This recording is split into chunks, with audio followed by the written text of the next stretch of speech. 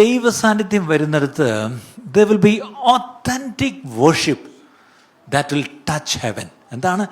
ശരിയായ എന്താ വാസ്തവമായ യഥാർത്ഥമായ ആരാധന എവിടെ ഉണ്ടാകും. ആ ആരാധന എവിടെ തൊടും? സ്വർഗത്തെ തൊടുന്ന ആരാധന. ഇന്ന് നമ്മളും വന്ന് ആരാധിക്കുന്നു, നമ്മളും വന്ന് പാട്ട് പാടുന്നു, കൈയടിക്കുന്നു, എന്തൊക്കെയോ ചെയ്യുന്നു. ഇതൊക്കെ സ്വർഗത്തെ തൊടുന്നുണ്ടോ? അല്ലേ? അത് നമ്മൾ പ്രീ പ്ലാൻഡ് അല്ല ആരാധന. അത് നേരത്തെ സെലക്ട് ചെയ്ത സോങ്സ് അല്ല, അത് പ്രാക്ടീസ് ചെയ്ത മ്യൂസിക് അല്ല. അതെന്താണ്? അത് ഓത്തൻറ്റിക്കാണ്.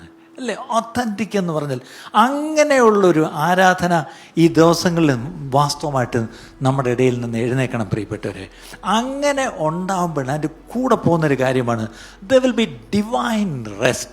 ഒരു വലിയ ദൈവികമായ വലിയൊരു സ്വസ്ഥത ആൻഡ് ഹെവി പീസ്. എനിക്ക് പറഞ്ഞറിയിക്കാൻ കഴിയാത്തതുകൊണ്ടുള്ളൊരു ഭയങ്കര സമാധാനം. ഇന്ന് സമാധാനം ഇല്ലാതെ പലരും ദൈവസഭയിലേക്ക് കയറി വരുന്നത്. പക്ഷെ ദൈവ സാന്നിധ്യം ഉള്ളിടത്ത് വന്നിട്ട് പോകുമ്പം അവർക്കൊരു വലിയ സമാധാനം അവരുടെ ഉള്ളിൽ വരും. പുറപ്പാട് പുസ്തകം 33-ാം അധ്യായം 14-ാം വാക്യം. അതിനവൻ എന്റെ സാന്നിധ്യം നിന്നോടുകൂടെ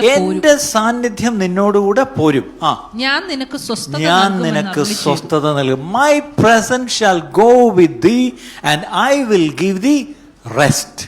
ദൈവ സാന്നിധ്യം ഉള്ളിടത്ത് എന്തുണ്ട്? റെസ്റ്റ് ഉണ്ട്. അധ്വാനിക്കുന്നതിന് ഭാരം ചുമക്കുന്ന എല്ലാവരുമായുള്ളവേ ഇങ്ങനെയിട്ടിരിക്കും. എന്നിട്ട് ഞാൻ എന്ത് തരും? എല്ലാവർക്കും ചോറ് തരുമെന്നാണോ? അല്ല, റെസ്റ്റ് തരും. ഇന്ന് ഈ റെസ്റ്റിന് വേണ്ടിയാണ് ജനം പരക്കം പായുന്നത്. പക്ഷെ എൻ്റെ ചോദ്യം, ആ റെസ്റ്റ് നമ്മൾ അനുഭവിക്കുന്നുണ്ടോ? ആ സ്വസ്ഥത നമ്മൾ അനുഭവിക്കുന്നുണ്ടോ? അല്ലേ? അതൊരു വലിയ സമാധാനമാണ്.